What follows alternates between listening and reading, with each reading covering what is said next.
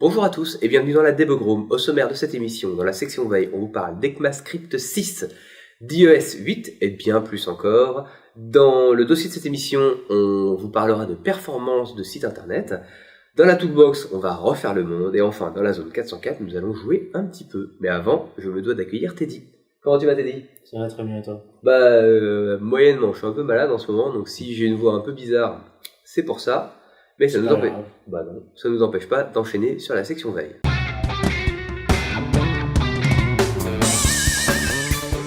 Bonjour à tous et bienvenue dans la Debug Room, l'émission du développement web et mobile, présentée par Teddy Valente et Benjamin Hazan. La Debug Room est disponible un lundi sur deux sur debugroom.fr.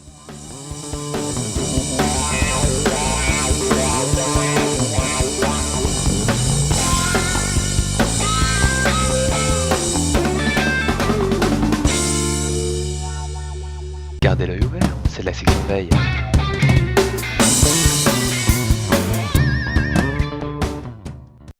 Et dans la section veille, Teddy nous parle de CSS et de Matrix 3D. Oui, tout à fait. Les CSS Matrix 3D Transform, c'est le nom complet.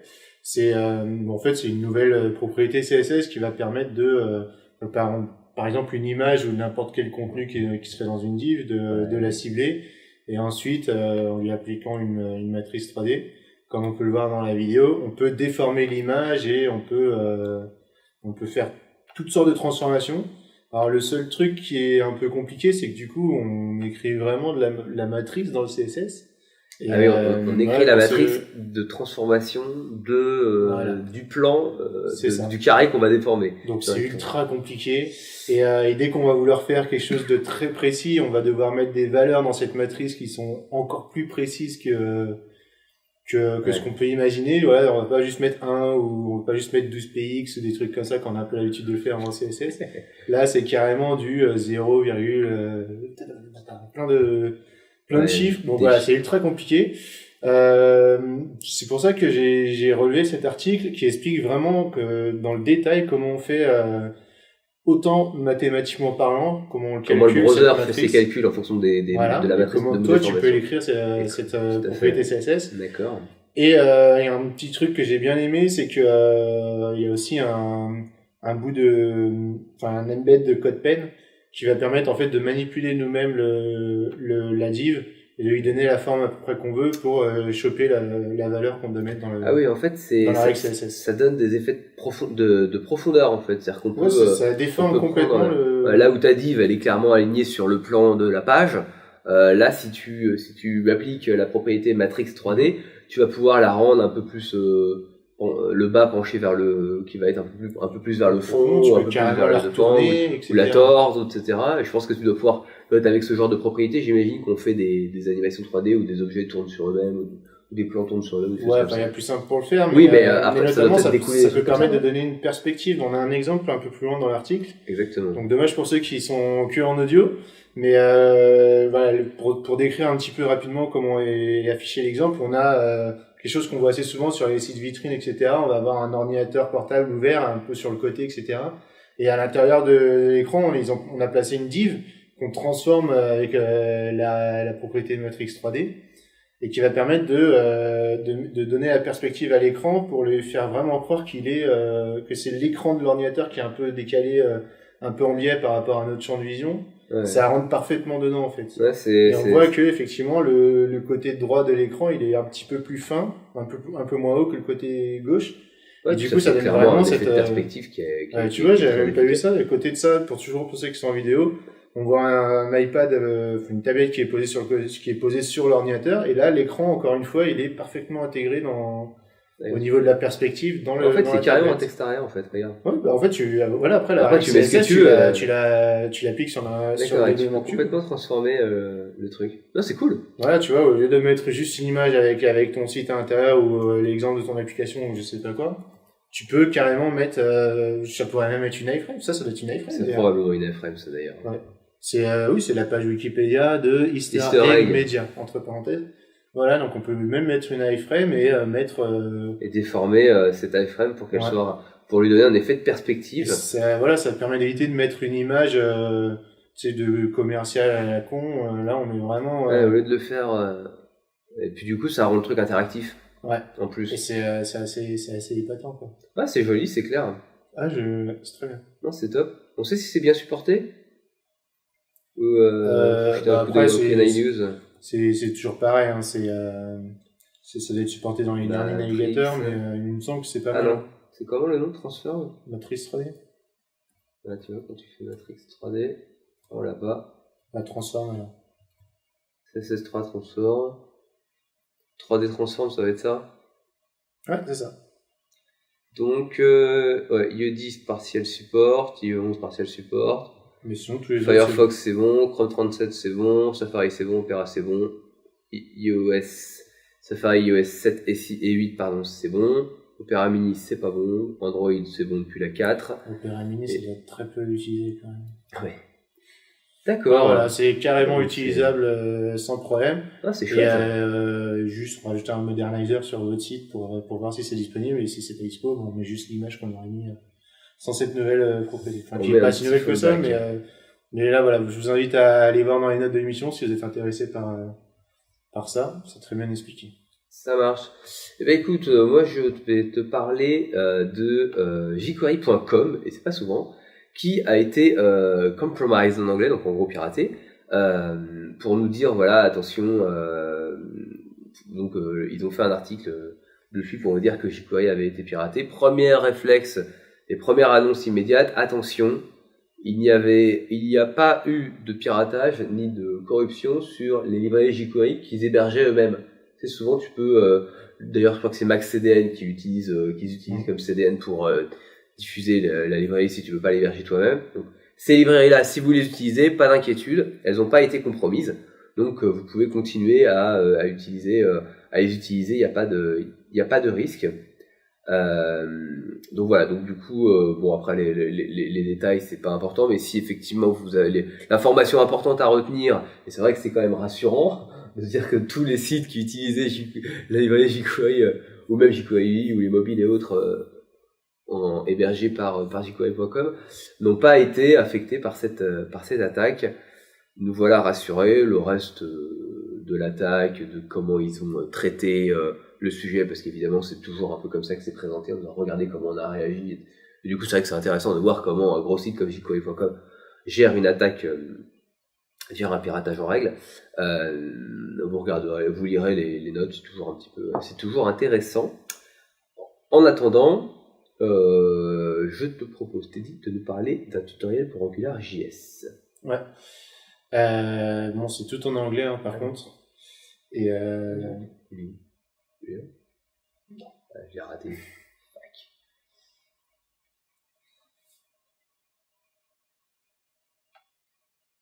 Ok, on reprend. Ouais, donc c'est un tutoriel, tout en anglais, dommage, mais qui est super bien écrit et qui reprend du début à la fin et de façon vraiment très didacticielle, avec à chaque fois des liens, avec à chaque nouvelle notion abordée, on a les liens vers la doc et une explication assez rapide de à quoi ça sert, comment ça marche, etc. Pour AngularJS, et qui va nous aider dans ce tutoriel, à recréer un clone de Gmail, en fait. Ah, d'accord. Donc, c'est un cas qui est assez intéressant parce que, clairement, c'est une application assez riche quand même, déjà. Ouais, enfin là, c'est un clone. Là, elle est simplifiée, j'imagine bien. C'est succinct, non, mais c'est surtout que c'est un vrai cas d'utilisation, quoi. Tout à fait. Je pourrais très bien faire Gmail en AngularJS, ça serait tout à fait pertinent. Et donc là, on rentre vraiment dans le détail sur comment on doit l'utiliser, toutes les notions. Les factories, les probas, voilà. Le templating, etc. D'accord. On a à chaque fois un lien vers GitHub où on a l'ensemble de ces étapes qui sont disponibles. Ah oui, d'accord. On peut réutiliser assez facilement. Okay. Voilà, donc ça suit un peu le dossier que j'avais fait sur tous ces frameworks JavaScript. Et pour ceux qui étaient intéressés... AngularJS, ça c'est un bon moyen de démarrer pas à pas. Il est vraiment super bien fait, et on voit on survole toutes les notions importantes de AngularJS. C'est vrai que d'avoir le GitHub, les liens vers la doc, l'explication du code qui est mis et tout guidé pas à pas, ça commence à devenir vraiment très accessible en fait pour toutes ces nouvelles technos. Je trouve que les tutoriels sont de plus en plus qualitatif, notamment avec GitHub, où il te donne toutes les étapes de ton code, comment il doit évoluer, etc. Tu vois, celui-là, il est joliment fait. Et en plus, il est beau. Ça, c'est vrai qu'il est pas trop mal. Donc, c'est agréable. Voilà. Pour ceux que ça intéresse, allez y jeter un coup d'œil. C'est assez long à suivre, si vous le suivez vraiment en entier. Ouais. Mais du coup, vous commencerez à bien toucher AngularJS. Ok, bah écoute, c'est très intéressant. Moi, ça me plaît bien cette affaire. Bon, je vais continuer et je te propose de te parler des modules dans ECMAScript 6. Donc, pour ceux qui ne le savent pas encore, vous en a pourtant assez parlé. ECMAScript 6, c'est la nouvelle version majeure de JavaScript. C'est ça, hein, donc aujourd'hui on est sur la version 5. Et dedans, cette version introduit la notion de module pour justement rendre des choses un peu plus agréables à utiliser pour le code, pour rendre le code JavaScript un peu plus modulaire. Ce qui est bienvenu, hein, faut être honnête. Et donc voilà, donc on a un petit article qui nous explique comment, dans le futur JavaScript qui sera implémenté, les modules doivent être développés et explicités. Moi j'ai regardé, donc bon, il y a des directives pour exporter des fonctions et des directives pour importer des modules dans un code principal. Moi j'ai trouvé que c'était un chouïa lourd, comment c'était proposé, tu vois, le fait qu'il fallait tout exporter, etc. Je trouvais ça un peu lourd. Mais bon, mais au moins on a une explication, une présentation pas à pas de comment s'y prendre et pourquoi c'est fait comme ça. Donc voilà, c'est toujours intéressant de savoir, puisque on sait qu'on a tous hâte de voir arriver des modules dans JavaScript, parce que c'est vrai que quand même ça va quand même nous aider à faire du code JavaScript un peu plus propre. Ouais, ça pourrait être bien, notamment pour des jQuery, des choses comme ça. Yes, exactement, en fait, exactement. Et il y a un truc que je rajouterais sur l'article qui est pas mal, c'est qu'il nous explique comment déjà utiliser du code, des modules d'ECMAScript 6 dans ECMAScript 5. Voilà, donc même si je pense que ça doit être... avec le transpiler, c'est ça? Ouais. D'accord. Voilà, à mon avis, c'est pas une sorte de polyfill, c'est vraiment on prend son code du module et puis on le traduit en ECMAScript 5, mais ça peut être pas mal à voir. Yes, ok. Bon, bah écoute, voilà pour ce petit article. Allez y jeter un coup d'œil si vous avez envie d'en savoir plus sur le futur de JavaScript, notamment sur ces modules. En attendant, Teddy, tu vas nous parler de jeux HTML5 dans iOS 8. Ouais. On s'est rendu compte avec le dernier iOS 8 que Apple apparemment a beaucoup travaillé sur le sujet, qui est de améliorer les performances des jeux HTML5 dans Safari. D'accord. Et donc améliorer la performance de son navigateur natif, en fait, de Safari mobile, en fait. Et c'est vraiment ultra flagrant sur tout ce qui touche aux jeux dans le navigateur. D'accord. Donc pour ça, en fait, vous irez voir, hein, il y a 2 liens qui font à peu près les mêmes tests, mais le DGM est un peu plus dans le détail, en fait. Donc, pour ceux qui vraiment travaillent dedans, vous pourrez aller les voir. Et voilà, on voit que les différences de performance sont assez sensibles, notamment sur les anciens matériels. Ouais. Et même sur les tout derniers, bien sûr, là il y a l'apport des nouveaux processeurs, etc. Donc forcément ça va plus vite. Mais même sur les anciens, on voit qu'il y a une différence qui est assez importante suivant les tests, quoi. D'accord. Tu vois, passes alors Safari Sprite, je sais pas exactement aussi, c'est du WebGL. Ouais. On passe on fait x10, quoi. On fait x10, ouais. Même plus. Enfin, environ x10, quoi. Tiger XBT. J'aime bien à chaque fois sur les graphiques, ils précisent. Alors dans celui-là, plus la barre est grande, mieux c'est. Parce que des fois, c'est vrai que c'est inversé. C'est important de. Genre les mecs qui savent vraiment même pas lire les graphiques. Ouais, la barre est plus petite, c'est nul. Mais non, c'est mieux quand c'est. Tu sais pas, moi ça m'est déjà arrivé dans la barre besoin, parce que tu sais, ça m'est arrivé sur les cartes graphiques, je voulais choisir quelle carte graphique je voulais utiliser. Et du coup, je savais pas du tout à quoi ça correspondait le graphique, je comprenais pas, c'est en anglais, c'est ultra technique, et du coup, heureusement qu'il avait écrit ça. Du bon, plus haut, plus c'est mieux, c'est très bien. Voilà. D'accord. Donc pour ceux qui travaillent là-dessus, notamment ils en parlent d'ailleurs, ils disent attention, typiquement voilà, ceux qui font du PhoneGap ou du CocoonJS ou de l'Ejecta, j'ai aucune idée de ce que c'est que ces 2 autres technos, mais effectivement c'est c'est intéressant d'avoir Oui. ce surplus de performance parce Notamment pour PhoneGap, ouais. Exactement.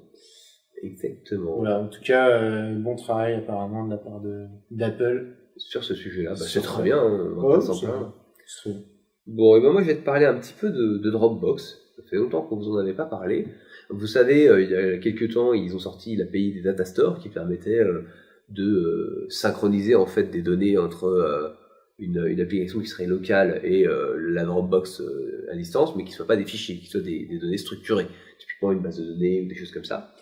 Et bien ils ont été un peu plus loin, et parce que on s'en plaignait, parce que la première chose qu'on disait c'est bah ouais c'est cool, mais en fait c'est uniquement local, c'est-à-dire qu'on peut pas partager ça on peut pas utiliser le même data store à travers toute mon application. Chacun va utiliser chaque utilisateur va avoir son propre data store, on ne peut pas trop partager les données, donc ça sert pas à grand chose. Vous voyez où je veux en venir. Donc évidemment, ils ont introduit les data stores partagés pour qu'on puisse faire ça. Ils ont amélioré également ils ont rajouté les data stores locales, donc c'est-à-dire sans qu'il y ait besoin de faire une synchronisation réelle avec le data store de Dropbox, donc ça aussi c'est intéressant. Et ils ont rajouté des choses qu'il y avait déjà, mais ils en ont mis un peu plus. Ils ont mis des webhooks, c'est-à-dire en gros des événements qui sont déclenchés au moment où telle ou telle action est réalisée sur le data store. Donc ça aussi c'est intéressant. Donc voilà, ils ont mis à jour leur SDK, maintenant il est passé en 3.0. C'est quand même une release majeure de l'API Data Store de Dropbox. Et moi j'ai toujours trouvé ce mouvement vachement intéressant. Et donc je vous en parle pour que vous soyez tenus au courant de l'évolution de ce framework. Ça t'inspire rien ? Ouais, Pas grand-chose. Allez, c'est pas grave. On continue. Et tu nous parles de la mise à jour de caniuse.com. Ouais, moi je voulais surtout parler de Can I Use. Oui. Je sais pas si on est déjà rentré dedans en détail. Peut-être pas. Allons-y. Mais voilà, je me suis dit que du coup c'était l'occasion de le faire. Donc très rapidement sur la news, c'est juste qu'ils ont rajouté quelques éléments dans la liste de Can I Use. Et donc ça permettra de suivre l'actualité sur ces éléments. Mais voilà, Can I Use, c'est quoi ? C'est un site, caniuse.com, qui veut dire en français, est-ce que je peux utiliser ? Et après on écrit ce qu'on veut, c'est-à-dire est-ce que je peux utiliser les CSS 3D, parler, voilà, les matrices transform, vous voyez, ça c'est un truc qu'on a fait, hop, on a dit bon, transform, on tapait, est-ce que je peux utiliser transform ? Alors là, il te dit, ok, t'es mignon, mais les transforms, il y en a plein. Est-ce que tu veux juste les transforms de CSS3 ? Est-ce que tu veux les CSS3 3D transform ? Et est-ce que tu veux les SVG effects for HTML ? Bon, il y a plein de choses qui sont liées au mot-clé transform. Nous, on choisit du coup la technologie dont on voulait parler, et sauf que nous, la dernière fois, c'était les CSS 3D, les 3D transform. Et du coup, il nous fait un récapitulatif assez visible. Du coup, je te spoil ta news, vas-y. Ah ouais, non, mais du coup, ça fait ma news, hein, vas-y. Il nous fait un récapitulatif assez visible de les navigateurs dans leur version courante actuelle, quel est le niveau de support de cette fonctionnalité-là, donc soit de je sais pas, là on parle par exemple des matrices 3D de transformation ou autre chose, et pour savoir si c'est supporté complètement, ils y ajoutent généralement toute une liste de ressources, donc avec des docs, des liens vers des démos, des choses comme ça pour voir un petit peu de quoi il s'agit. Il y a aussi des liens vers les problèmes connus. On dirait attention, ça marche pas bien sous Linux ou Firefox sous Windows. Il y a des problèmes avec certains plugins. Bon bref, je vous donne des exemples un peu bidons, mais globalement c'est ça. Il y a également quelques comparatifs. Et par exemple, typiquement dans les ressources, souvent ils mettent les liens vers les polyfills qui disent bon bah voilà, si c'est pas supporté, typiquement pour l'exemple qu'on a sous les yeux là, les CSS 3D, les transformations 3D en CSS3, c'est en partial support, donc en support partiel. Je sais jamais trop ce que ça veut dire. Ouais, ça veut dire c'est partiel, mais jusqu'à où c'est partiel? À quel point ça l'est. C'est partiel, il bug pas, ou c'est partiel, il fait presque tout? C'est ça. Mais, et donc, du coup, voilà, on pourrait avoir, là, je n'ai pas pris le temps de chercher, mais du coup, effectivement, on a la possibilité qui pourrait nous linker vers 2 ou 3 librairies qui font du polyfill, typiquement pour IE, ou d'autres navigateurs qui supporteraient pas du tout, ou que en partie, cette fonctionnalité, ce qui nous permettra, du coup, vous savez à quoi sert un polyfill, de l'utiliser, et de l'utiliser, même si le navigateur en tant que tel ne l'utilise pas, puisqu'ils vont compenser en JavaScript. Ce qui est très intéressant, et ce pourquoi on adore, en tout cas moi et Teddy également, on adore ce site, c'est qu'ils listent de manière très très très exhaustive, et là pour le coup vraiment c'est lui rendre honneur que de dire que c'est très exhaustif, l'ensemble des propriétaires, évidemment. C'est toujours l'effet Bonaldi, quand tu veux montrer quelque chose, tu n'arrives pas à le faire, voilà. La liste, voilà, donc il y a énormément de choses autour des propriétés CSS. Pareil au niveau des éléments HTML5, hein, donc le canvas, l'audio, les color input type, bref, les custom éléments, hein, enfin bref, je ne veux pas tous vous les faire, il y en a plein. Et c'est vraiment...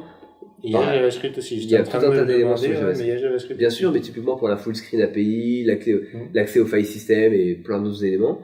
Les web workers, l'encodage base64, bon, je vous les fais pas tous, mais globalement, il y en a énormément. C'est-à-dire qu'à chaque fois qu'on se pose une question sur tiens, j'aimerais bien utiliser tel type de fonctionnalité HTML5, mais je sais pas à quel point c'est supporté dans tel navigateur, ce qui est quand même une question assez courante dans le... Là, par exemple, il y a assez peu longtemps, on utilisait encore Flash pour accéder au clipboard, au presse-papier de ton navigateur, pour foutre des trucs dans le presse-papier. Bon, bah, il y a une API en HTML5 qui s'appelle Clipboard API. On va faire la vidéo. Qui est présentée ici. Et donc, et si je me dis, tiens, je veux pas utiliser Flash pour mon application qui va utiliser, pour lequel j'ai besoin d'avoir accès au presse-papier, et je peux voir à quel point l'API du clipboard est supportée. Si j'ai besoin d'avoir accès à un polyfill, éventuellement, je vais le trouver là. Et au moins, je sais que elle est quand même plutôt mal supportée, parce que c'est quasiment partial support partout. Donc, je sais que je vais plutôt pas avoir tendance à le faire. Mais dans ce genre de cas, il faut vérifier ce que veut dire partial support. En fait, c'est ça que ça veut dire.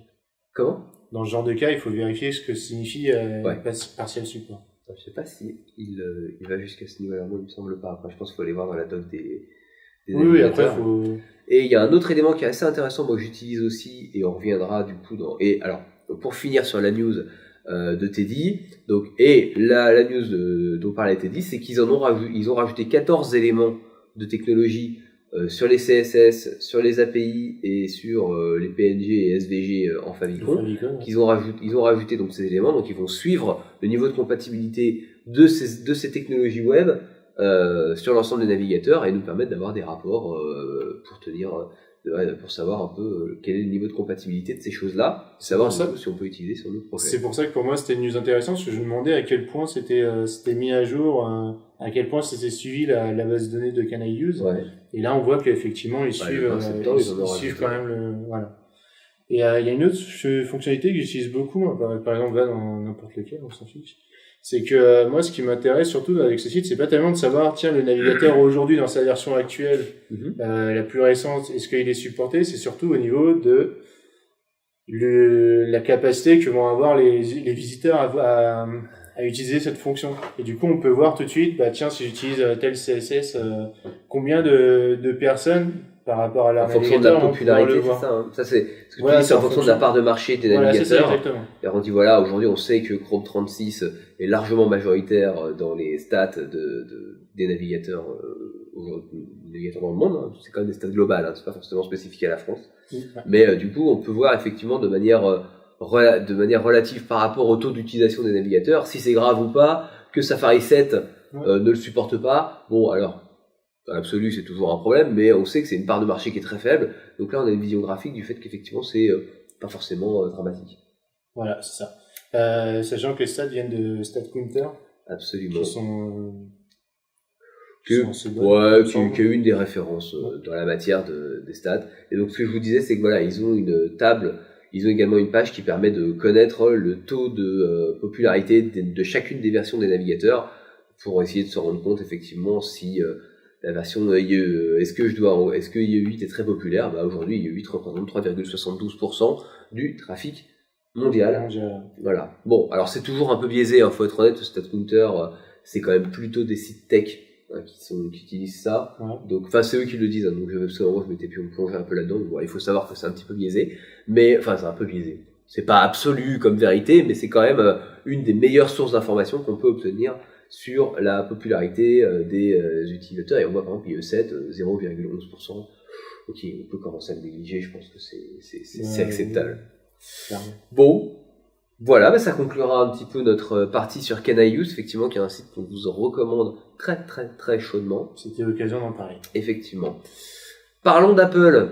Non, je vais pas vous parler de l'iPhone 6, ce serait trop facile. Non, je vais vous parler d'un petit outil qu'ils ont créé qui s'appelle iAd Producer, qui est un outil qui permettra en fait à tous ceux qui font des pubs pour pour le réseau pour la régie publicitaire d'Apple, donc pour diffuser sur les terminaux mobiles d'Apple, eh bien ils ont créé un petit outil qui va nous permettre justement de créer ces pubs, de les rendre dynamiques, de gérer un petit peu leur interactivité et de gérer leur HTML, leur CSS3, leur JavaScript, etc.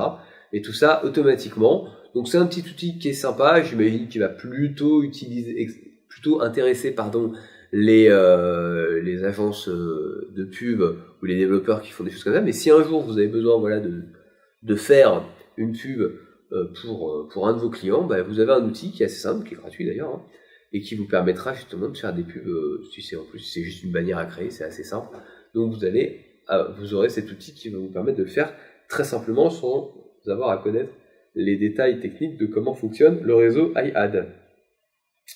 Teddy, je te laisse continuer sur les guidelines de publication des apps dans iOS 6, c'est ça? Ouais, c'est ça. iOS 8. Oui.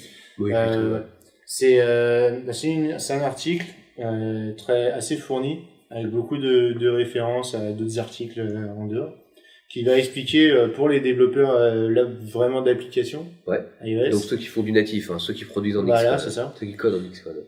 Et ça va expliquer en fait les différences qui sont apportées par iOS 8 par rapport aux anciennes versions. D'accord.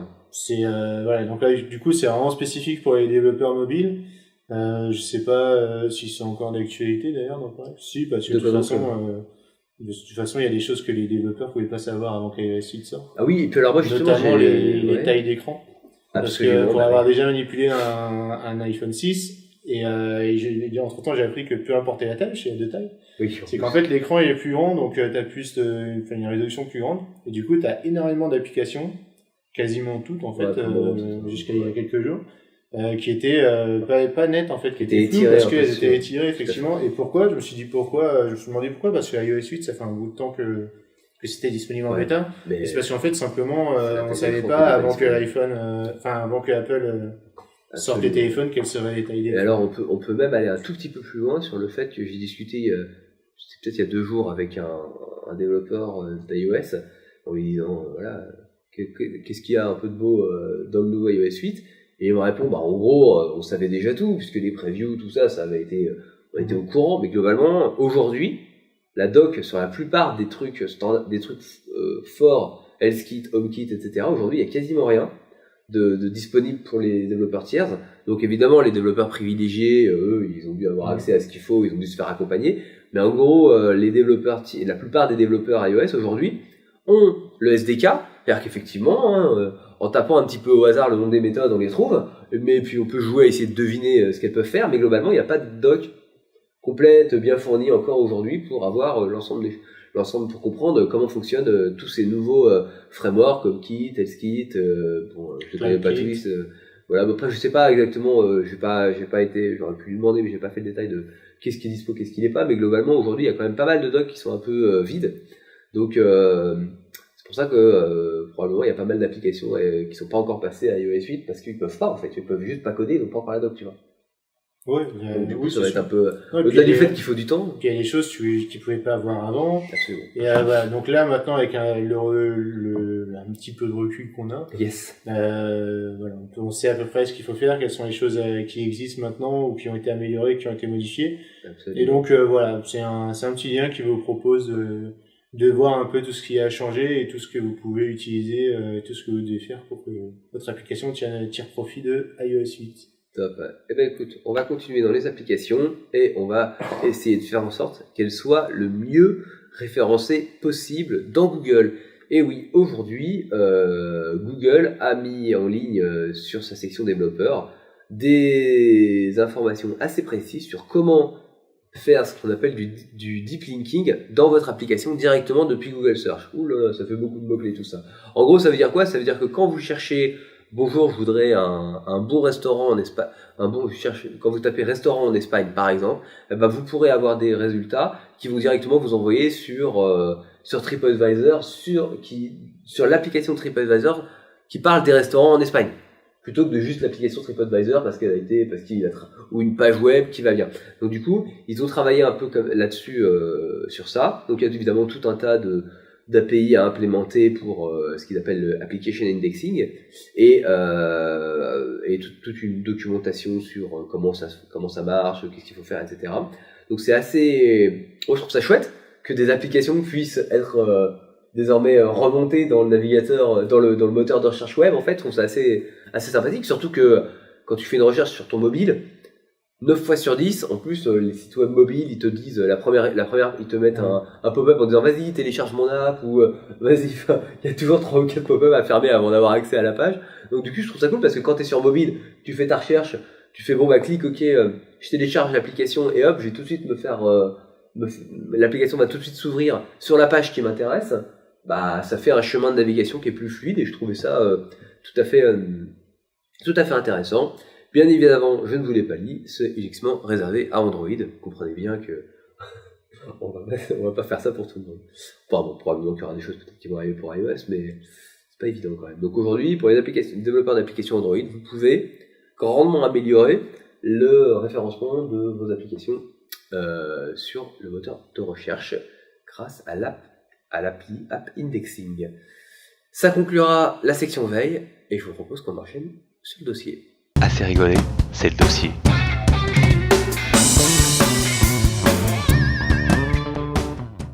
Et dans le dossier, nous allons vous parler de la performance des sites web. Et on va commencer par le premier réflexe pour évaluer la performance d'un site web, c'est d'utiliser les indicateurs standards de mesure de performance d'un site web. Aujourd'hui, on va vous en parler de deux, qui sont le PageSpeed de Google, l'outil que Google propose, et le Why Slow, donc en français, pourquoi Slow, qui est développé par Yahoo.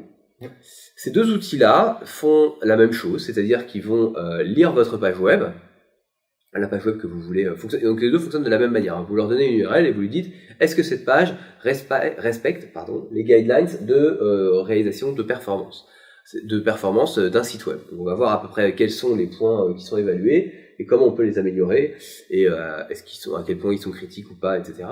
Donc évidemment ces deux solutions, PageSpeed et YSlow, évaluent pas forcément les mêmes caractéristiques, les pondèrent pas de la même manière, c'est-à-dire que YSlow va considérer que certaines choses sont plus importantes que d'autres et PageSpeed le contraire. Bon, peu importe, on va pas chipoter, globalement ils font quand même le même genre de mesures et l'un ou l'autre sont tout à fait valables pour mesurer la qualité et pour avoir un indicateur. Évidemment, passez pas de l'un à l'autre parce que du coup vous n'aurez pas de continuité et vous ne pourrez pas mesurer de progression. Aujourd'hui, on est devant un site qui s'appelle gtmetrics.com qui permet en fait, juste en tapant l'URL du site, donc là on a été voir le site de la Debug Room, donc on voit qu'il est classé C sur le classement de PageSpeed, donc de Google, et B en YSlow, donc par Yahoo. Donc bon, c'est des scores qui sont pas trop mauvais. Évidemment, la meilleure note c'est A. J'imagine que ça descend jusqu'à F. Je crois pas avoir vu pire. Donc bon, c'est des scores qui sont plutôt moyen bons, on va dire. Hein. Enfin voilà, on pourrait. Non. Bah B c'est plutôt pas mal.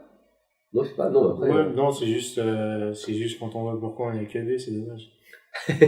Bon, et donc du coup voilà, bon c'est pas voilà, donc, peu importe, on n'est pas là pour vous montrer que la debug room est très bien optimisée parce que c'est absolument pas le cas d'ailleurs, parce qu'il n'y a pas travaillé, mais on va essayer de voir un peu quelles sont les caractéristiques qui sont analysées par ces sites et essayer de comprendre pourquoi pourquoi on a certaines notes ou pas.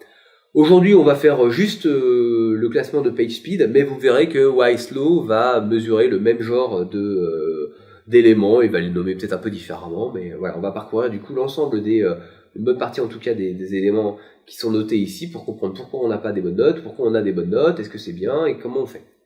On y va ? Alors, le premier évidemment c'est tout en anglais, mais ça ne vous défrisera pas, vous avez l'habitude. Le premier c'est Leverage Browser Caching. En gros, ce que ça nous dit, c'est que la plupart des éléments, alors si je vous dis que derrière une page web, il y a du CSS, des JavaScript, des images, etc., ça va pas vous surprendre, et que tous ces éléments sont téléchargés en plus de la page HTML elle-même. Évidemment, ça ne peut pas vous surprendre, mais ce que dit Leverage Browser Caching, c'est que il y a un très grand nombre, alors nous on est mal noté, on a F, hein, donc pour le coup on peut pas avoir une plus mauvaise note, c'est difficile, et bien en fait aucun de ces éléments, donc, chaque fois qu'il va chercher une image, chercher un CSS, chercher un JS, il va pas, alors aide-moi là. Le serveur Apache va pas lui donner les entêtes HTTP pour qu'il sache quel est le délai de péremption de ces ressources. En gros, quand il va chercher une image sur notre site, on lui dit pas quand elle est périmée. Donc, il peut pas la mettre en cache. Et à chaque fois que quelqu'un va aller sur mon site, ou la même personne va aller sur mon site, il va rechercher toutes les images parce qu'il sait pas s'il a le droit de les mettre en cache ou pas. Et tout ça parce qu'on lui a pas dit. Pas parce qu'on lui a pas dit, attention, il les met surtout pas en cache. Ça, à la rigueur, il serait très content. Mais c'est juste qu'on lui a rien dit, hein. Donc là, on le voit, là, hein. On a l'ensemble des ressources qui se cachent derrière la page d'accueil de la debug group. Donc on voit des JS, on voit des PNG, on voit un peu plus bas, on a des images. Voilà, en gros. On a aussi des ressources qui sont externes, hein, typiquement. Là, ça, c'est les vignettes YouTube, par exemple.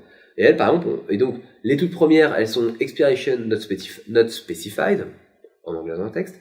Donc là, évidemment, on lui a pas dit. C'est-à-dire, on lui a pas dit pendant combien de temps le navigateur peut garder en cache cette URL-là sans avoir besoin d'aller la rechercher. C'est-à-dire que si quelqu'un va visiter, disons, toutes les heures notre site, et si on lui avait dit, non, cette image-là, elle va pas changer avant 6 mois, le navigateur, il va jamais aller la rechercher parce que il la connaît déjà et il va pas aller la rechercher sur notre serveur.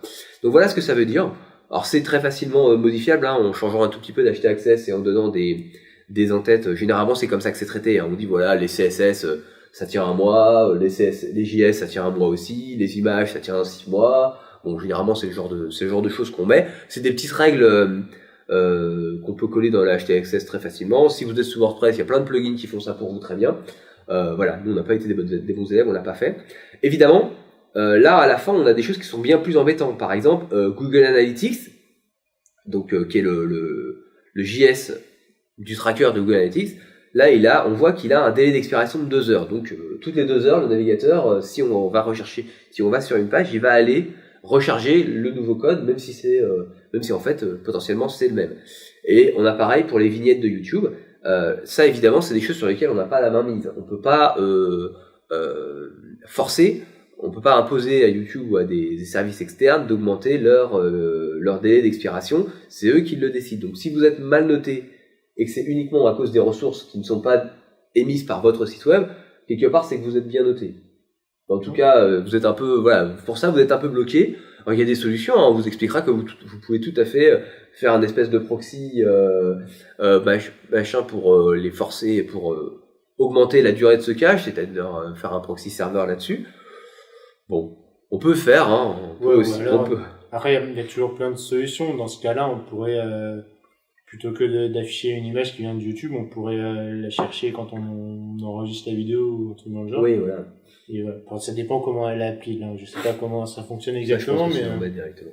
Ouais, voilà. Donc là, si c'est l'embed, effectivement, on n'y peut pas grand-chose. Non, on n'y peut pas grand-chose. Alors, on peut toujours faire des solutions un peu magiques, mais mais bon, pour ces coups-là, voilà. Donc des fois, voilà, il y a des choix, hein. Vous verrez, vous aurez le même problème avec les JS de Facebook et autres qui ont des durées de cache assez faibles, justement pour que si jamais il y a des modifications qui soient faites par Facebook, ça se propage très rapidement sur l'ensemble des navigateurs qui utilisent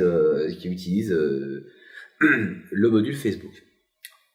Alors, Specify Image Dimension. Bon, là il y a un peu moins de problèmes, on est toujours noté F. Voilà, là en gros c'est assez simple, ça veut dire que dans ma balise IMG, j'ai pas donné l'attribut width et l'attribut height pour dire quelle est la largeur de l'image. Ce qui fait que pour le navigateur, il a un gros problème, c'est que avant de faire le rendu de la page, il est obligé de les télécharger ces images pour savoir quelle va être la taille de l'image qui va être affichée. Là où c'est pas donc du coup ça lui pose un problème pour faire ce qu'on appelle le layouting de la page, c'est-à-dire savoir justement quelle va être la taille du bloc qui va afficher cette page, qui va afficher cette image, etc. Donc c'est important parce qu'effectivement ça va grandement améliorer la vitesse de rendu de votre page, parce que le navigateur va directement être capable de tout faire sa première étape de layouting, c'est-à-dire organiser les éléments sur la page. Il va pouvoir faire les rendus sans avoir à attendre que ces éléments qui sont en plus des images, donc qui sont plutôt des éléments lourds dans la page, n'aient été téléchargés. Donc ça va grandement accélérer ce qu'on appelle le start to render, c'est-à-dire le temps à partir de laquelle le navigateur commence à afficher le début de la page. Et puis même pour le visiteur, ça se voit clairement, et puis on n'a pas On n'a pas le navigateur qui va sauter ou quoi que ce soit. Oui, C'est voilà. vraiment, on a un espace blanc, enfin plutôt de la couleur de fond. l'élément qui est derrière. Et puis dès que l'image est disponible, il va Il l'afficher. va l'afficher. Donc ouais, ça, il faut le faire. Ça, parce que ouais, puis c'est pas grand c'est chose à utile donner. pour Hein. tout le monde. Ouais. Ouais, c'est clair. Donc du coup, voilà, donc là, il nous donne les dimensions qu'on aurait dû spécifier. Et nous, comme on est des gros feignants, on fait. Alors, voyez, serve, ressources, from, consistant URL. Alors ça veut dire quoi? Ça veut dire qu'il a été retrouvé 2 fichiers JS, par exemple, qui ont exactement le même contenu, mais qui n'ont pas été émis depuis la même URL. C'est-à-dire qu'il y a 2 URL différentes qui, en fait, envoient le même fichier. Alors là, par exemple, si on creuse un tout petit peu, on constate qu'en fait, c'est HTTP et HTTPS pour ces fichiers-là. Je sais pas si tu vois. Donc, qui sont d'ailleurs pour la plupart, hein, c'est tous des fichiers externes qui gèrent l'embedding du player YouTube. Hein. Un coup c'est le JS, un coup c'est le CSS. Je ne sais plus ce que ça peut être. Bon, bref, c'est encore un truc de Google. J'imagine que ça va être encore YouTube.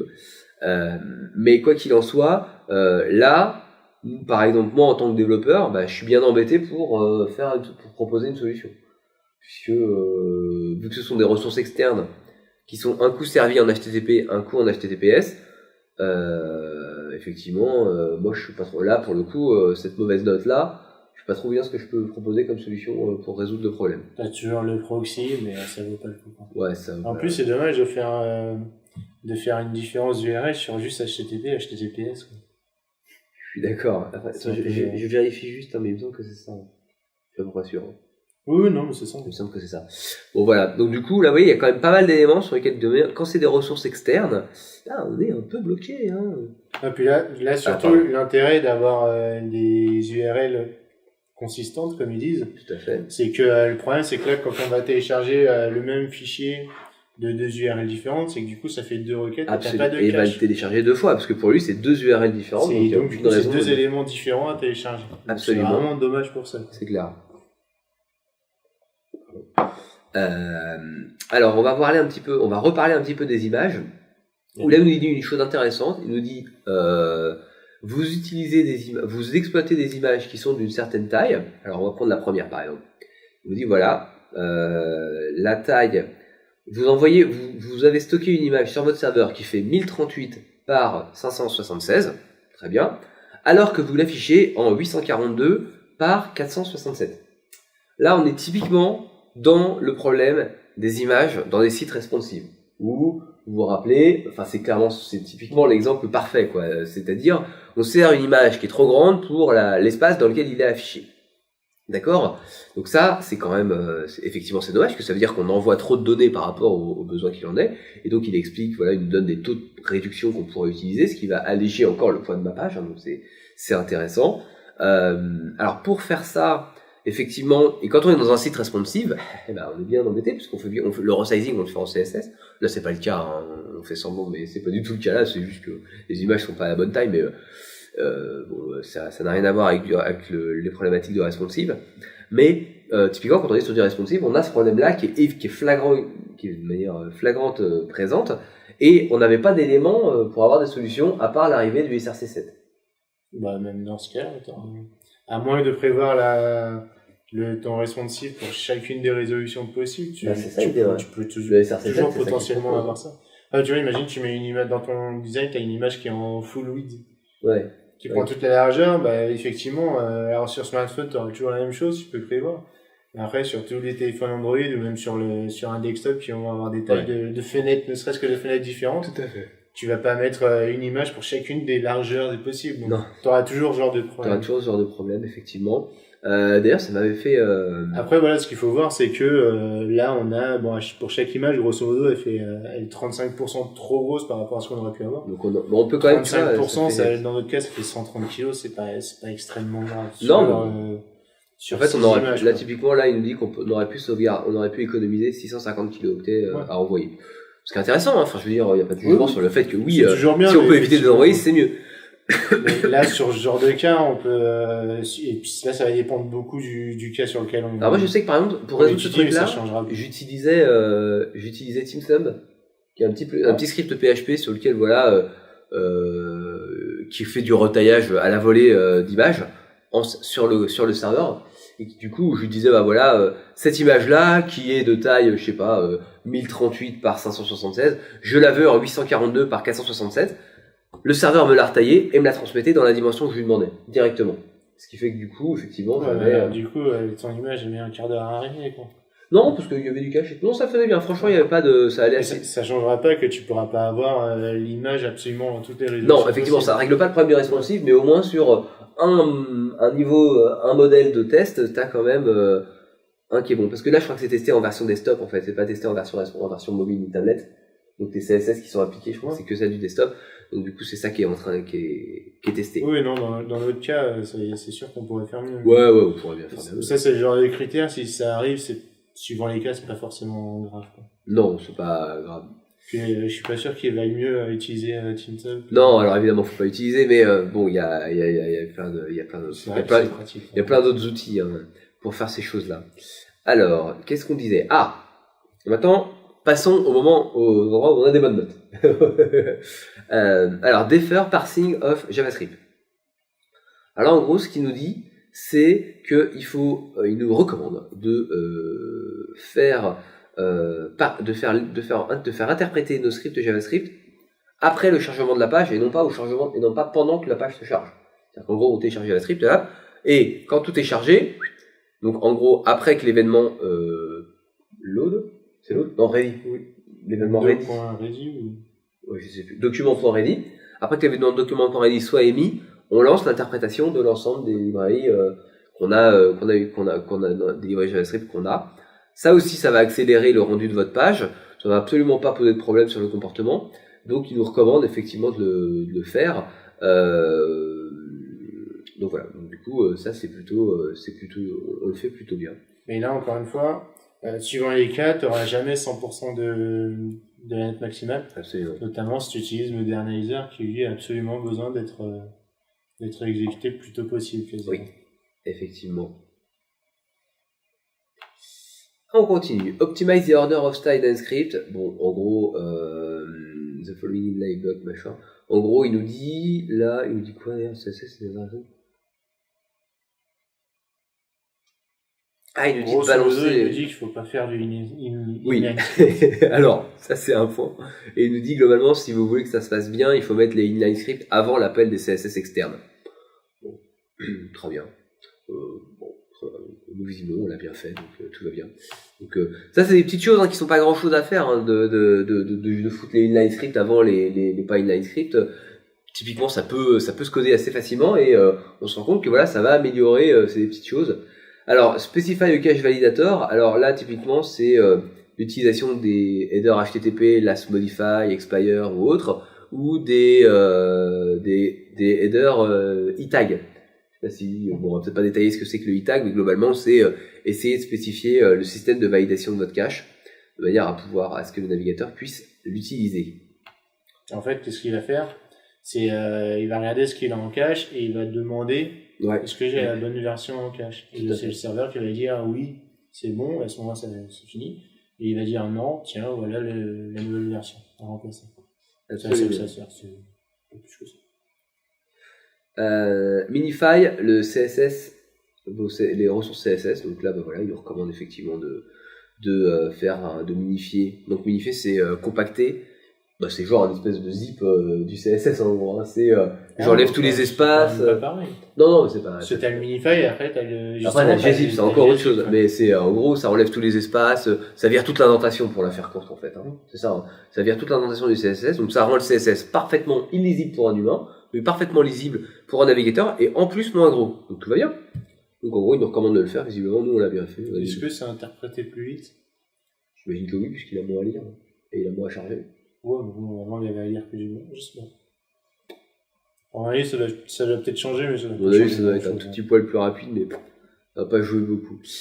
Pareil pour le JavaScript, donc il faut pas oublier de minifier notre JavaScript. Donc nous on a un certain nombre de JavaScript qui sont minifiés, mais on en a pas mal qui sont pas minifiés. Pareil, là par exemple on a un JavaScript d'une ressource externe fait par YouTube, s'il est pas minifié, à part passer par un proxy serveur. Il doit déjà être minifié parce que là tu gagnerais que 1%. Ah oui, que 1%. Oui, ça c'est minifié. Après, qu'est-ce que ça veut dire minifier, tu vois, tu peux... Après, jusqu'à T'as quand plusieurs types de minify. T'as le minify en JavaScript notamment, t'as le minify où effectivement t'enlèves juste les indentations. Après, t'as le minify où tu vas remplacer toutes les variables que t'as mis, qui s'appelle ma variable qu'elle est bien, que j'aime bien. Tu vas la remplacer par A, partout. Et après, t'as le minify qui là, du coup, devient vraiment illisible. Où, moi, j'ai jamais compris ce qu'il faisait. Ce qu'il faisait vraiment. Mais qui est la version encore plus hardcore, où là, on comprend vraiment. Là, c'est carrément illisible, quoi. Donc voilà, c'est pour ça que tu peux avoir des petites différences comme ça. Bon. Ben là, on aurait pu sauvegarder, on aurait pu économiser 3 kilooctets, mais bon, globalement, il nous dit, voilà, il y a 2% il y a 2% à gagner. Voilà, là, il nous dit ça, après, on va voir dans le fichier, on voit que c'est déjà minifié, donc, on passe à autre chose, quoi. Optimize image. Ah, alors ça, c'est intéressant parce que, en gros, ce qu'il nous dit, c'est que la qualité de compression de nos images est un petit peu trop élevée pour l'affichage sur du web. C'est ça qu'il nous dit, en gros. Donc, du coup, voilà, on a le droit de, typiquement les PNG, vos JPEG et tout. Vous savez vous pouvez, lorsque vous les compressez, genre vous les exportez sur votre Photoshop ou autre, choisir l'indicateur de qualité de la compression. Généralement, c'est un indicateur qui va de 0 à 10 ou de 0 à 100, ça dépend un petit peu de l'ambiance. Généralement, moi, je joue en pourcentage. Ah ouais? Bah, voilà. Sur Photoshop, notamment. C'est en pourcentage? Bon, donc c'est en pourcentage. Bon.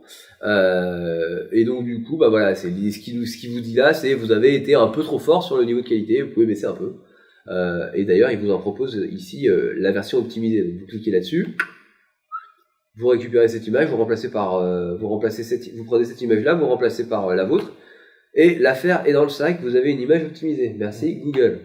Donc après, voilà. là, encore une fois, il faut interpréter. Parce que dans notre cas, il nous dit vous pourriez compresser mieux, mais voilà, on gagnerait 10 octets, ou 4 octets ou 2 octets. Oui, voilà. Certains cas. De toute façon, là-bas, on pourrait surtout. En plus, c'est les images de Google en plus. Ah bah bravo Google. Pareil, donc là on peut minifier le HTML. Donc voilà, on a mis un minify classique, assez simple. Il nous recommande d'utiliser dès qu'on pourrait faire encore mieux. Bon, on a quand même A, donc on s'en fout un peu, mais voilà, le minify c'est pareil, hein, je mets tout le HTML sur une seule ligne, je dégage l'indentation, je dégage les commentaires, je dégage plein de trucs, je mets tout ça en compacté et je renvoie ça au navigateur. Ça pèse moins lourd et ça va plus vite à lire. Avoid bad request, bon bah évidemment ça c'est les 404. C'est les 404, etc. Avoid char set in the meta tag, j'ai aucune idée de ce que c'est. Si, c'est quand tu précises si c'est du TF8, etc. non?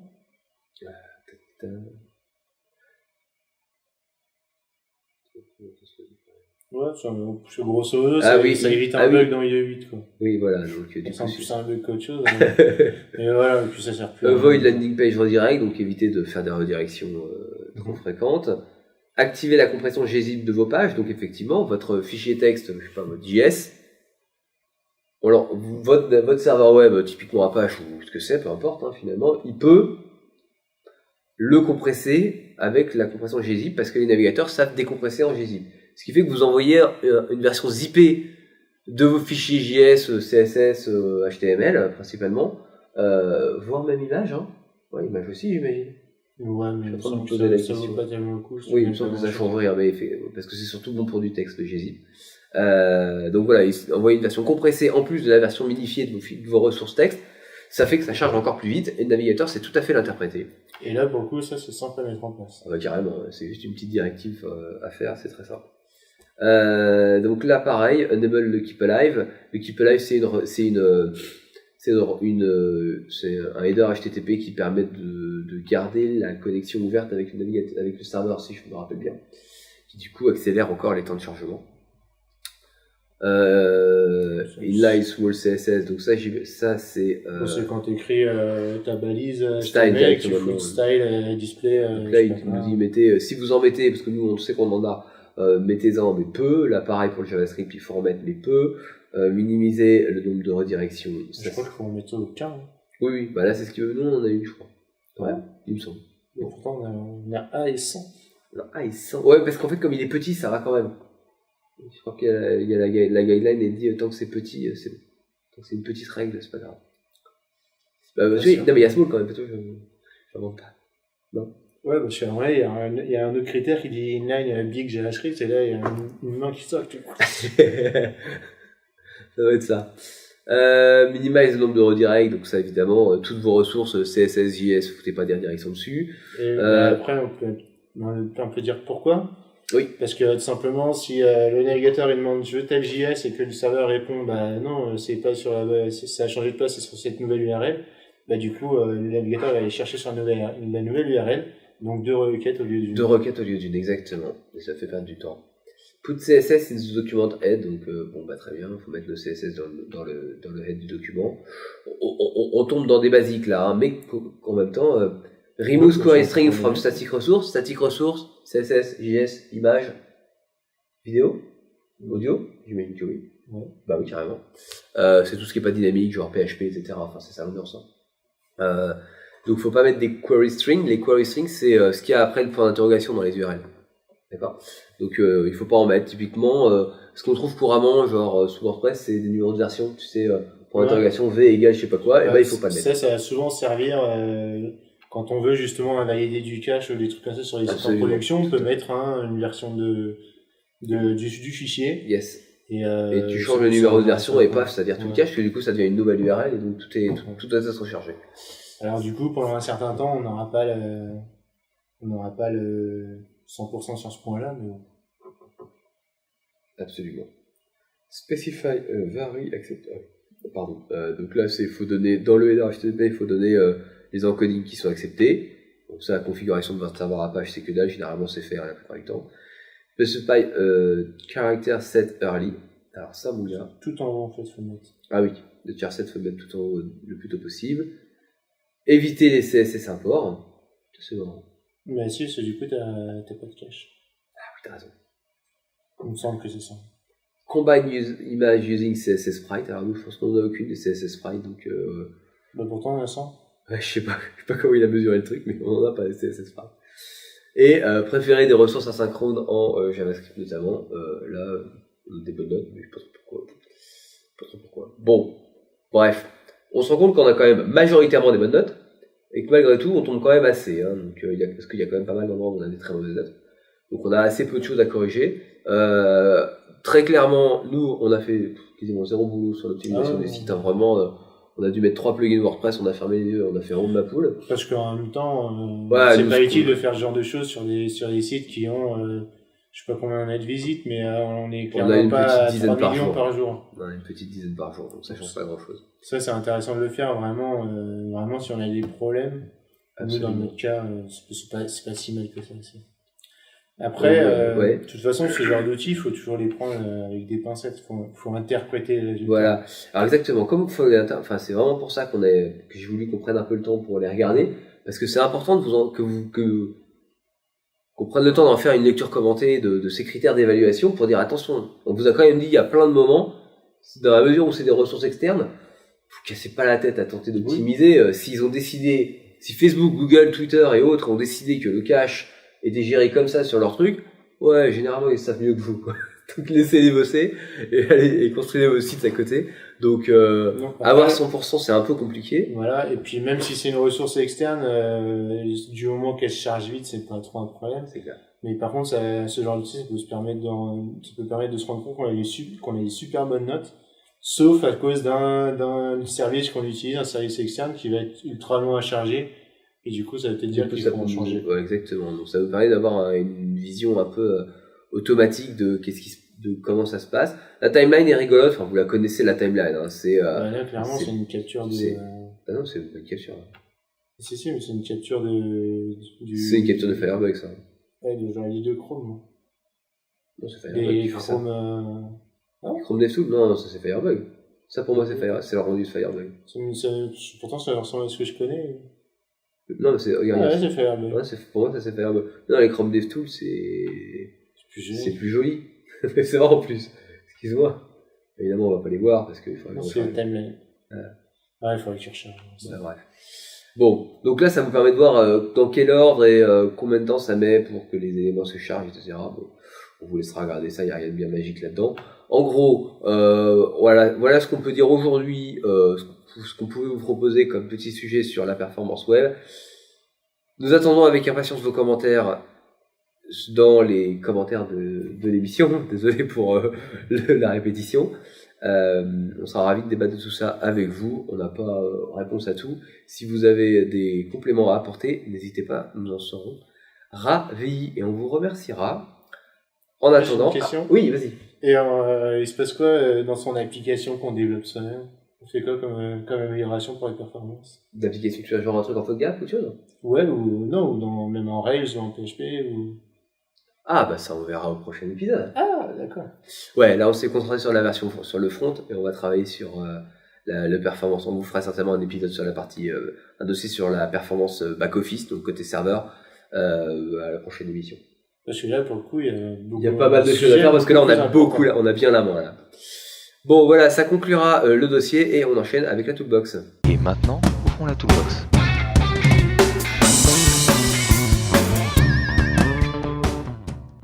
Et dans la toolbox, Teddy nous parle des Mapglyph, The Ultimate CSS Map Font. Alors là, du coup, ça a vraiment sa place dans la toolbox. C'est tout simplement une fonte qu'on peut intégrer avec les CSS Font Face.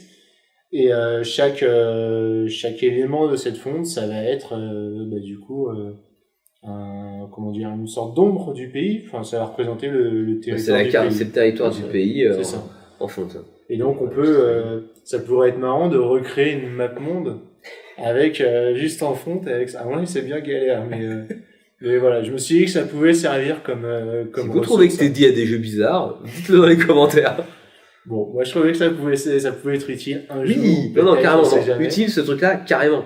Qui s'est jamais retrouvé emmerdé à dire, zut, où est-ce que je la trouve, la carte de la France, ou de la Guyane du Sud, ou de la Corée du Je Nord. crois que j'avais déjà parlé de l'Europe ou du monde en SVG. En SVG, absolument. Mais c'est ton truc, ces trucs-là. Mais effectivement, c'est toujours la galère quand tu fais ça. Tu sais jamais où trouver ça. Tu dis zut, et elle est où ou même ne serait-ce que la liste des pays, parce que ça change un peu, tu vois, ou enfin bon, les départements, c'est sûr des trucs un peu casse-pieds à essayer de retrouver. Bon, généralement, Wikipédia nous aide bien, mais là, cette fonte, elle est cool parce que du coup, voilà, vous allez pouvoir changer les couleurs. C'est tout séparé. C'est tout en vectoriel, tout beau, machin.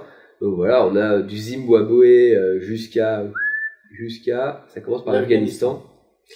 Donc voilà, et on a du coup tout ce qu'il nous faut pour nous en servir, pour exploiter ça. Donc c'est des pays là, clairement. Là, c'est que les on pays. a aussi, il me semble qu'on a aussi le monde et l'Europe ou des choses comme ça. Ah, il y a le monde là. Il y a le monde là, le monde en alternatif. T'as le Wyoming qui est pas mal, c'est juste un carré. Ah, c'est marrant le Wyoming. Ouais, et tiens, l'Utah, regarde. Ouais, les États sont des États-Unis, ils ont été découpés comme ça. Très souvent. Ils sont pas fait chier. S'il y a une rivière, ils suivent la rivière, et sinon ils font un carré. Ils ont raison. L'Amérique du Nord, l'Europe, l'Afrique, l'Asie. Bon, on a le continent, enfin le monde, les sous-continents, les continents, je veux dire. Et après, les pays, et pour les États-Unis, on a chaque État. Donc, c'est pas mal. Je me suis dit que ça pouvait servir. Je pense pas que j'en aurais besoin un jour. Mais si vous avez besoin d'un tel niveau de détail, c'est disponible. Non, mais même, tu sais, pour faire des fois des petites icônes, tu vois, ça peut, même pour des designers, tu vois, pour composer des états ensemble, des choses comme ça. Ça pourrait être pas mal pour, tiens, c'est lecteur de langue, plutôt que de mettre le drapeau. Absolument. Du pays, tu mets la forme du pays, ça peut changer un peu. On est bien d'accord. Bon, voilà. Alors moi, je vais vous parler d'un truc qui est un peu plus pour les barbus. Je sais de quoi je parle, hein. Toi aussi, c'est de ce que tu parles. C'est un service qui s'appelle Prediction.io qui vous propose en fait de vous installer un moteur de recommandation en open source sur votre serveur. Donc vous téléchargez le truc, vous téléchargez ça. Ah, attention, le moteur de recommandation est codé en Java, il faut toute une tonne de librairies Java en plus, les JSF et autres. J'y connais pas grand chose, mais bon, faut quand même un environnement Java un peu complet pour que ça tourne. Et après, on a tout un tas d'SDK pour Rails, PHP, JavaScript, bref, tout ce qu'on veut, pour justement appeler ce moteur de recommandation. Donc c'est d'open source, donc il est hébergé sur votre serveur, on n'est pas sur les clouds ou des choses comme ça. Et ça va nous permettre, par exemple, grâce à cet article-là qui a été fait sur SidePoint, de créer un petit peu un Netflix-like, c'est-à-dire un site de recommandation de films en fonction de ce qui a été vu, de ce qu'ils ont aimé, de ces choses-là. Donc c'est assez simple.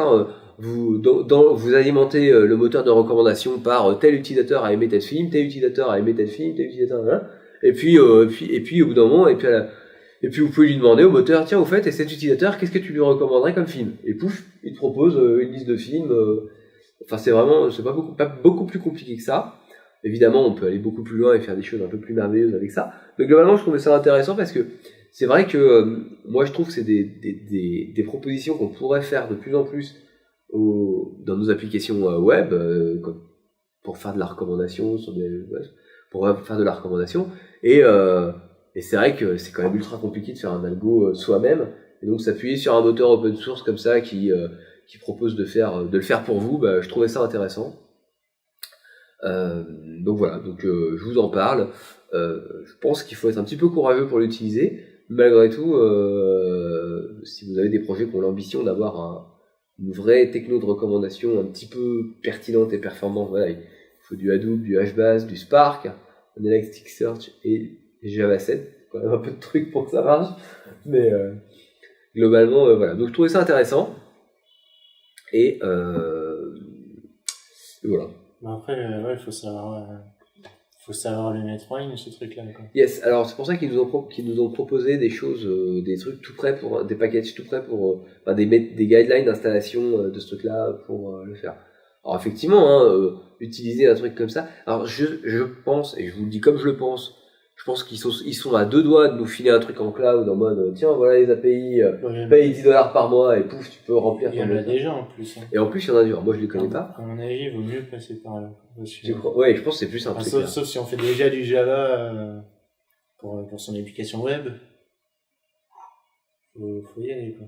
Alors, je suis d'accord, il faut y aller, mais je trouvais ça intéressant qu'il soit open source si tu veux. Du coup, t'as la main, tu vois. Des fois, c'est important, tu vois, de pas avoir de plateforme cloud où tu gères tes données, parce que ça peut être des données un peu sensibles, que t'as pas envie de partager. Donc, voilà, je vous mets en garde, faut être un petit peu courageux pour s'en servir. Par contre, si vous avez vraiment des contraintes de confidentialité de vos données et du moteur de recommandation, ça peut être intéressant.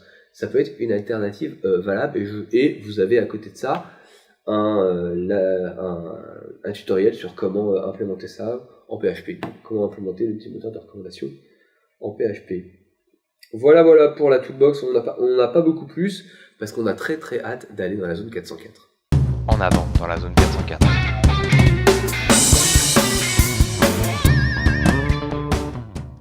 Et dans la zone 404, on va vous parler d'une compétition de jeux en JavaScript dont la règle est la suivante: développer un jeu en JavaScript et HTML5 dont la taille totale ne dépasse pas 13 kilooctets. J'ai bien résumé? C'est ça. C'est une compétition qui a eu lieu fin août, mi-septembre. Fin août, mi-septembre, donc il s'est terminé il n'y a pas très longtemps. Et pour lequel, du coup, vous pourrez aller voir les différents participants et les jeux proposés, parce que du coup, ils en proposent tous des démos jouables. Et on voulait vous présenter juste le jeu qui a gagné, puisqu'il s'appelle Pest Patrol Weasels. Donc c'est Pest Control. Vas-y. Pest Control Weasels. Je sais pas ce que ça veut dire, Weasels. C'est les mouettes, non? Je sais pas. Non, c'est pas ça. Et en gros, si on va sur le jeu, donc il y a la source du GitHub, jeu. Vous pourrez constater qu'il fait effectivement moins de 13 kilooctets. Et donc voilà ce qu'il y en a, hein, c'est du JS, il n'y a pas un pet de choses dedans. Et si on fait start, c'est un espèce de Lemmings-like en fait. Hein, non, les Lemmings c'était le contraire, il fallait qu'ils arrivent là. Alors que là, ce qu'on veut, c'est que les petits bonhommes qui vont tourner de là, click to start. On veut qu'ils n'arrivent pas dans la base. On veut qu'ils rentrent pas dans la porte. Donc, pour faire ça, on pose des petites mines. On t'en pose plein. Boum. Boum. En fait, pour gagner, il faut les poser en dessous de leur arrivée. Hein? Celle-là? Non, là. C'est comme ils arrivent vers le haut et que tu poses des mines et que à chaque fois que ça creuse, mais du coup ils arrivent directement dans l'eau en fait. Ah oui, d'accord. C'est comme ça qu'on gagne le premier niveau. Bon, après c'est pas graphiquement c'est pas incroyablement beau et ça reste des jeux relativement simples, hein. Ils font que 13 kilos quand même. C'est clair. Quand on voit aujourd'hui que des jeux WoW, il prend combien aujourd'hui? C'est plusieurs gigas, c'est clair. Et donc là, voilà, ils tombent tous dans l'eau, Ouais, et donc là, du ils coup, meurent tu gagnes. tranquillement. Oui, voilà, 13 kilos, et c'est du in-game. Et que C'est- on va voir, et enfin, donc il y a une plusieurs c'est un niveaux, en gros fait, c'est ça jeu. qui est intéressant, c'est que c'est pas, il n'y a pas que ça comme niveau, j'imagine. Non, il y en avait plusieurs, moi j'ai joué un petit peu. Il y a même un niveau où je suis resté bloqué, donc j'ai même pas tout vu. Voilà, Très donc bien bon, fini. c'est des petits concours rigolos et curieux. Les jeux en eux-mêmes n'ont pas énormément d'intérêt. C'est très souvent, c'est assez buggé. Mais ce qui est intéressant, c'est de voir ce qu'ils ont réussi à faire en si peu de thé. Bon, après, c'est un peu triché, hein, parce que c'est tout unifié à chaque fois. Mais... Qu'est-ce qu'il y a avec le là? C'est ça, je sais Voilà, clac, clac, clac. pas ce qu'il faut que je fasse. Tu vois, regarde, quand tu mets le ventilateur, ça les pousse, il faut que tu les vires dans la flotte. Et là, c'est trop bas. Allez, d'accord. Allez, j'ai pas mis bon, j'aurais dû mettre plus haut le ventilateur. Et c'est bien quand même pour 13 kilooctets. Ah bah regarde, je peux le déplacer.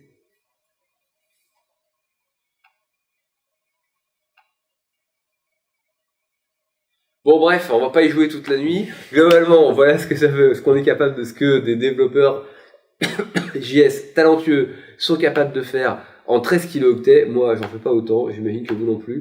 En tout cas, bravo à lui d'avoir gagné. On va essayer de citer son nom si on l'écorche pas. Bravo à Siorki qui a gagné ce concours. Et on vous tiendra au courant. Après, je sais pas s'il a gagné quelque chose. Bon, on s'en fout. La gloire éternelle, il a gagné.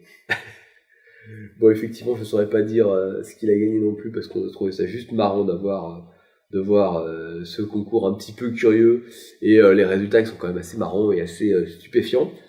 Voilà, on vous laissera aller regarder. Évidemment, le lien du concours et de tous les gagnants est disponible dans les notes de l'émission, comme d'habitude, sur le site debuggroom.fr. Ça conclura la zone 404. On vous remercie de nous avoir suivis et on vous dit à très bientôt. À la prochaine. Salut.